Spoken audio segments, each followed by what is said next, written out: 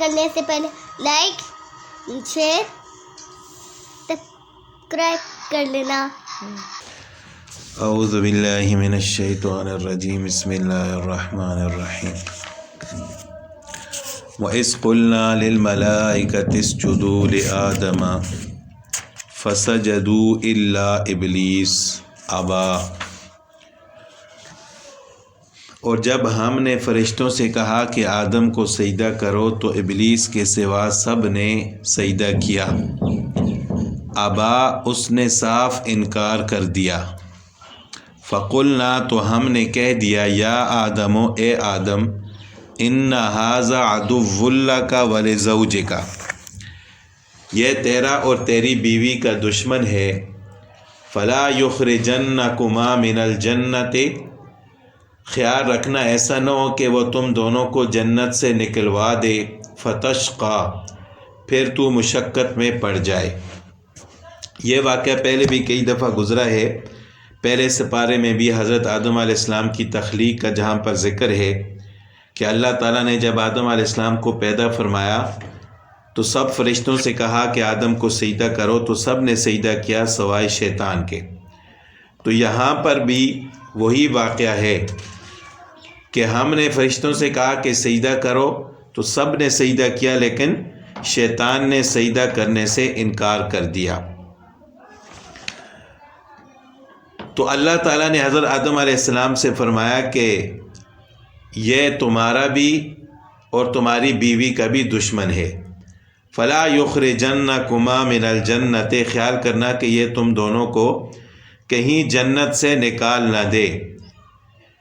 یعنی اس کے وسوسات سے اپنے آپ کو بچانا۔ اور اللہ تعالیٰ نے حضرت آدم علیہ السلام کو منع فرمایا کہ ولا تقربا ھذہ الشجرۃ، کہ آپ دونوں اس درخت کے قریب نہ جانا، یعنی جنت کی باقی نعمتوں کو استعمال کرو، جو چاہے کھاؤ، جتنا کھاؤ، اور جتنی جنت کی نعمتیں ہیں ان کو استعمال کرو، لیکن اس درخت کے قریب نہ جانا۔ اب یہ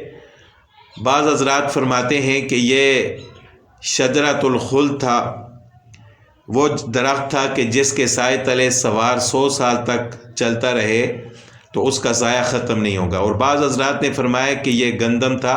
گندم کا درخت تو نہیں ہوتا، پودا ہوتا ہے، لیکن ہو سکتا ہے اللہ تعالیٰ نے جنت میں گندم کا درخت پیدا فرمایا ہو، اللہ تعالیٰ کے لیے کوئی مشکل نہیں ہے۔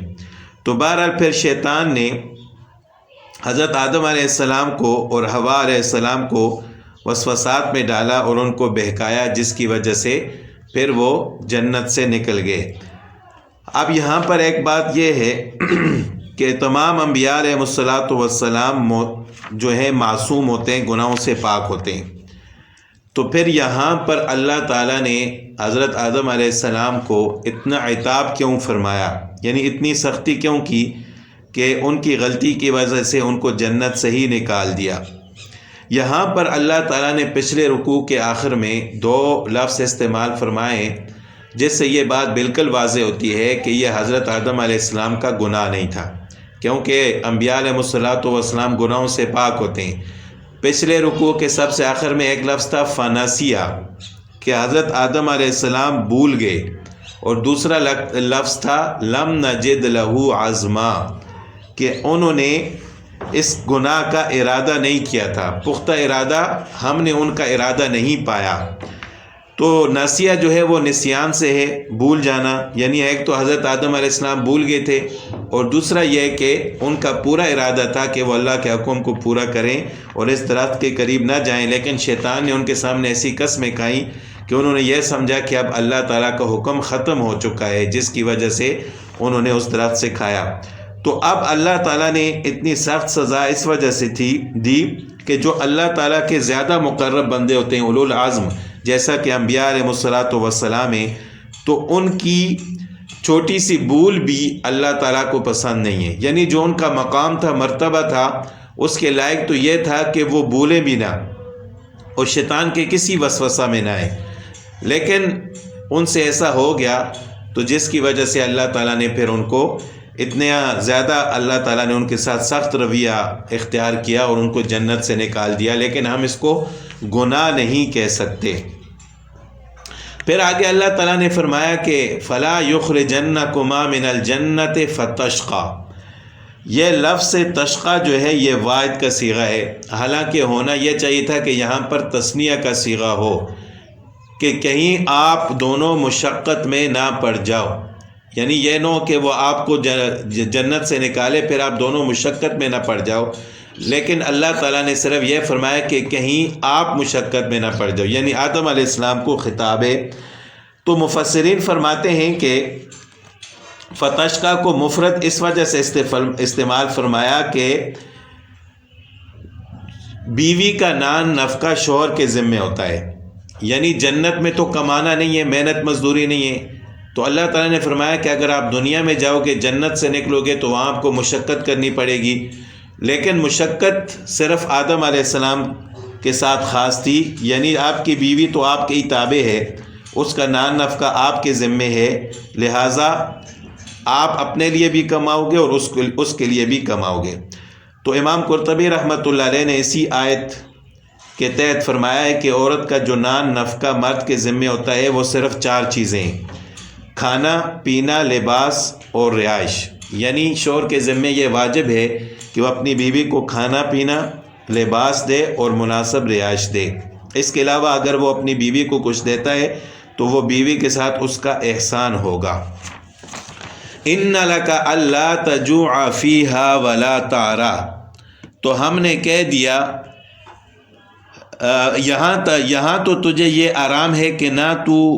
بھوکا ہو نہ ننگا، ان لک الا تجوع فیہا ولا تعرا، کہ یہاں جنت میں آپ کے لیے آرام ہی آرام ہے، نہ تو آپ کو بھوک لگتی ہے اور نہ آپ ننگے ہوں، نہ آپ کو لباس کی ضرورت ہے، وَأَنَّكَ لَا تَظْمَأُ فِيهَا وَلَا تَضْحَىٰ، اور نہ تو یہاں پیاسا ہو یا نہ آپ کو پیاس لگتی ہے نہ دھوپ۔ فَوَسْوَسَ إِلَيْهِ الشَّيْطَانُ، لیکن شیطان نے اسے وسوسہ ڈالا، کہنے لگا قَالَ يَا آدَمُ، کہنے لگا اے آدم هَلْ أَدُلُّكَ عَلَى شَجَرَةِ الْخُلْدِ، تجھے دائمی زندگی کا درخت وَمُلْكٍ لَا يَبْلَىٰ، اور بادشاہت بتاؤں کہ جو کبھی ختم نہ ہو۔ فَأَكَلَا مِنْهَا، چنانچہ ان دونوں نے اس درخت سے کھا لیا، سَوْآتُهُمَا فَبَدَتْ لَهُمَا سَوْآتُهُمَا، تو ان پر اپنے پردے کی چیزیں کھل گئیں، یعنی جب جنت کا لباس اتار دیا گیا تو حضرت آدم علیہ السلام اور حوا علیہ السلام دونوں بغیر لباس کے ہو گئے۔ وَطَفِقَ يَخْصِفَانِ عَلَيْهِمَا مِنْ وَرَقِ الْجَنَّةِ، اب وہ جنت کے پتے اپنے اوپر چپکانے لگے، یعنی جنت کے جو درخت تھے ان کے پتے اپنے جسم پر چپکانے لگے کہ تاکہ ہمارا ستر چھپ جائے۔ وَعَصَىٰ آدَمُ رَبَّهُ فَغَوَىٰ، آدم نے اپنے رب کی نافرمانی کی تو بہک گیا۔ اب یہاں پر بھی 2 لفظ ہیں کہ عَصَىٰ آدَمُ رَبَّهُ، کہ آدم نے اپنے رب کی نافرمانی کی، فَغَوَىٰ،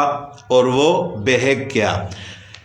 تو یہ بھی عصمت کے خلاف ہے کہ ایک نبی اللہ کی نافرمانی کرے پھر وہ گمراہ ہو جائے، لیکن یہاں پر بھی کوئی اعتراض واقع نہیں ہوتا، وہ عقیدہ اپنی جگہ پر مسلم ہے کہ حضرت تمام انبیاء علیہ الصلاۃ والسلام معصوم ہوتے ہیں۔ اس آیت میں جو حضرت آدم علیہ السلام کی نسبت صاف لفظوں میں عصا اور پھر غوا فرمایا گیا ہے، تو یہ ایک وجہ تو میں نے ابھی عرض کی ہے کہ انبیاء علیہ الصلاۃ والسلام اللہ تعالیٰ کے برگزیدہ بندے ہوتے ہیں، تو ان کی بھول چوک کو بھی یہاں پر عصا کہا گیا، نافرمانی کہا گیا، حالانکہ یہ نافرمانی نہیں تھی۔ دوسرا یہ کہ غوا کے بارے میں مفسرین فرماتے ہیں کہ غوا کے 2 معنی آتے ہیں، ایک یہ کہ زندگی کی تلخ، یعنی آپ کی یہ جو جنت میں عیش و عشرت والی زندگی ہے یہ ختم ہو گئی، فغوا، کہ آپ بہک گئے، یعنی آپ کی جنت والی عیش و عشرت والی زندگی ختم ہو گئی۔ اور اس کا دوسرا معنی آتا ہے گمراہ ہو جانے کے، تو بہت سارے مفسرین فرماتے ہیں کہ یہاں پر پہلے والا معنی مراد ہے کہ حضرت آدم علیہ السلام گمراہ نہیں ہوئے نعوذ باللہ، بلکہ غوا کا مطلب یہ ہے کہ ان کی جنت والی زندگی، عیش و عشرت والی زندگی ختم ہو گئی۔ ثم اجتباہ ربہ فتاب علیہ وہدی،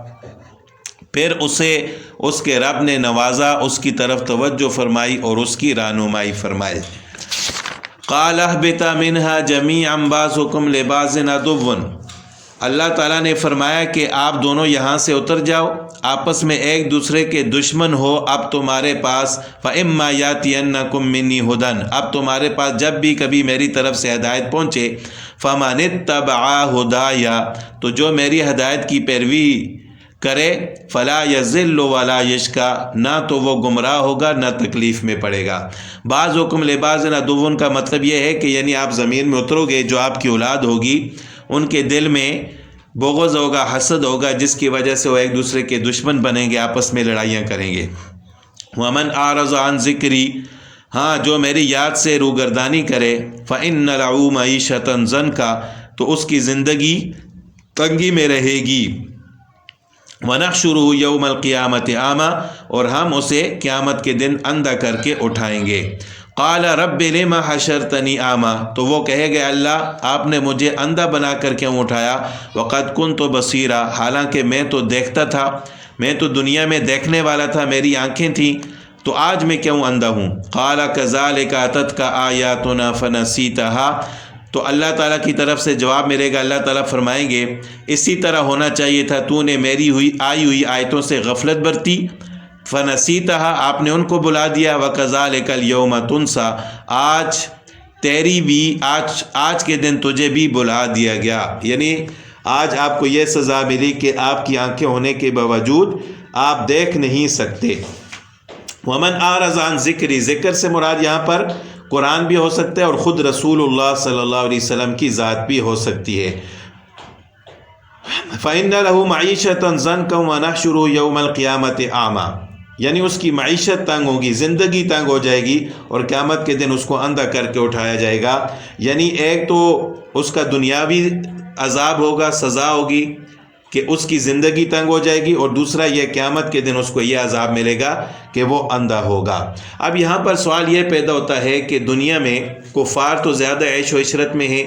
جبکہ مسلمانوں پر زیادہ مصیبتیں تکالیف آتی ہیں، بلکہ ایک حدیث میں تو آپ صلی اللہ علیہ وسلم کا ارشاد ہے کہ دنیا کی بلائیں اور مصیبتیں سب سے زیادہ انبیاء پر آئی ہیں، اور اس کے بعد جو شخص جتنا اللہ کے قریب تھا، جتنا نیک اور صالح تھا، اسی اعتبار سے اس پر مصیبتیں آئی ہیں۔ پہلی بات تو یہ ہے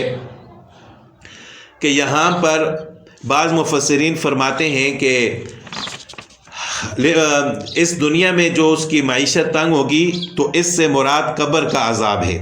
یعنی قبر میں اس کی معیشت تنگ کر دی جائے گی، جو اس کی قبر والی زندگی ہے، خود قبر جو اس کا مسکن ہوگا،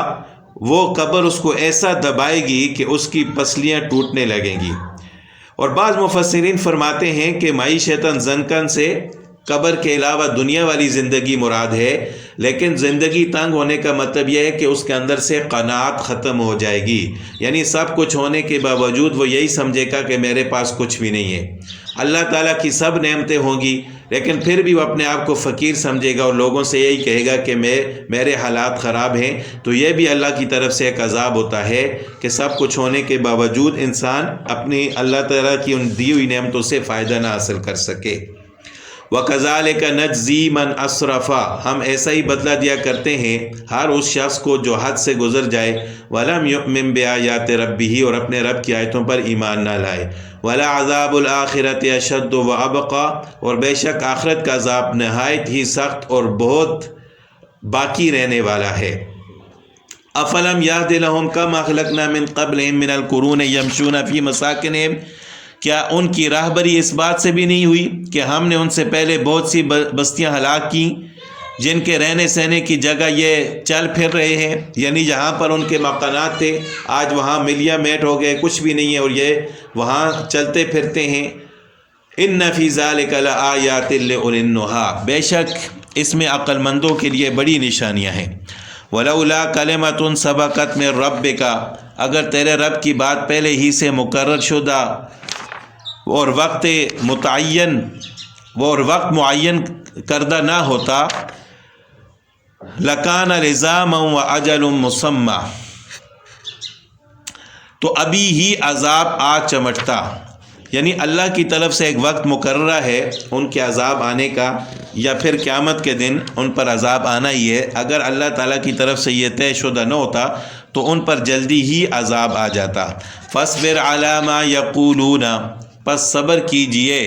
ان باتوں پر جو وہ کرتے ہیں۔ وسبح بحمد ربک قبل طلوع الشمس وقبل غروبها، اور اپنے رب کی تسبیح اور تعریف بیان کیجئے سورج نکلنے سے پہلے اور اس کے ڈوبنے سے پہلے۔ ومن آناء اللیل، اور رات کے مختلف وقتوں میں بھی۔ فسبح واطراف النہار لعلک ترضی، اور دن کے حصوں میں بھی تسبیح کرتا رہے، ممکن ہے کہ لعلک ترضی، تو راضی ہو جائے۔ یہاں پر تسبیح سے مراد اللہ تعالیٰ کی تعریف اور سبحان اللہ کہنا بھی مراد ہو سکتا ہے، اور خاص نماز کے معنی بھی اس سے مراد دیے جا سکتے ہیں۔ بعض مفسرین نے یہی فرمایا کہ اس سے مراد نماز ہے، کیونکہ آگے خود اللہ تعالیٰ نے ارشاد فرمایا کہ قبل طلوع الشمس، اس سے مراد فجر کی نماز ہے سورج طلوع ہونے سے پہلے، وقبل غروبها، اس سے نماز، اس سے زور اور عصر کی نمازیں کہ غروب سے پہلے۔ ومن آناء اللیل، اس سے مراد رات کی نمازیں یعنی مغرب اور عشاء اور تہجد بھی اسی میں شامل ہے۔ ولا تمدن عینیک الی ما متعنا به ازواجا منہم، اور اپنی نگاہیں ہرگز ان چیزوں کی طرف نہ دوڑائیں جو ہم نے ان میں سے مختلف لوگوں کو زہرت الحیات الدنیا، آرائش، مختلف لوگوں کو دنیا کی آرائش دے رکھی ہے، لنفتنہم فی، تاکہ انہیں اس میں آزما لیں۔ ورزق ربک خیر وابقی، تیرے رب کا دیے ہوا رزق بہت بہتر اور باقی رہنے والا ہے۔ وأمر اہلک بالصلاۃ واصطبر علیہا، اپنے گھر والوں کو نماز کی تاکید کیجیے اور خود بھی اس پر جمے رہیں۔ واصطبر علیہا، یعنی خود ہی نماز پڑھنا کافی نہیں ہے، اپنے گھر والوں کو تلقین کرنا، اپنے بچوں کو نماز سکھانا اور ان کو نماز کا پابند بنانا، یہ بھی ضروری ہے۔ لا نسألک رزقا، ہم آپ سے رزق نہیں مانگتے، نحن نرزقک، بلکہ ہم خود آپ کو رزق دیتے ہیں۔ والعاقبۃ للتقوی، اور بہترین انجام تقوی والوں کا ہوگا۔ وقالوا لولا یاتینا بآیۃ من ربی، کہتے ہیں کہ یہ نبی ہمارے پاس اپنے پروردگار کی طرف سے کوئی نشانی کیوں نہیں لاتے؟ اولم تأتہم بینۃ ما فی الصحف الاولی، کیا ان کے پاس اگلی کتابوں کی واضح دلیل نہیں پہنچی؟ یعنی پہلی کتابوں میں دلائل اور معجزات موجود نہیں ہیں، آپ صلی اللہ علیہ وسلم کی صفات موجود نہیں ہیں کہ آخری نبی آنے والے ہیں۔ وَلَوْ أَنَّا أَهْلَكْنَاهُمْ بِعَذَابٍ مِّن قَبْلِهِ، اگر ہم اس سے پہلے ہی انہیں عذاب سے ہلاک کر دیتے، لَقَالُوا، تو وہ کہتے، رَبَّنَا، اے ہمارے رب، لَوْلَا أَرْسَلْتَ إِلَيْنَا رَسُولًا، اے ہمارے پروردگار تو نے ہمارے پاس اپنا رسول کیوں نہ بھیجا؟ فَنَتَّبِعَ آیَاتِکَ، کہ ہم تیری آیتوں کی اتباع کرتے، تابعداری کرتے، من قبل، اس سے پہلے، ان نذل ونخزى، کہ ہم ذلیل و رسوا ہوتے۔ یعنی اگر رسول بھیجنے سے پہلے ہی عذاب بھیج دیا جاتا تو وہ یہ کہتے کہ ہمارے پاس رسول کیوں نہ بھیجا گیا، تو اب رسول بھیجا گیا تو وہ کہتے ہیں کہ ہمارے پاس نشانیاں کیوں نہیں آتی؟ قل کل متربص فتربصوا، پس ان سے کہہ دیجئے کہ ہر ایک انجام کا انتظار کریں، میں بھی انتظار میں ہوں۔ فستعلمون من اصحاب الصراط السوی ومن اہتدی، تو آپ یقیناً جان لوگے کہ راہ راست والے کون ہیں اور کون ہیں ہدایت یافتہ، جن کو اللہ تعالیٰ نے ہدایت عطا فرمائی ہے۔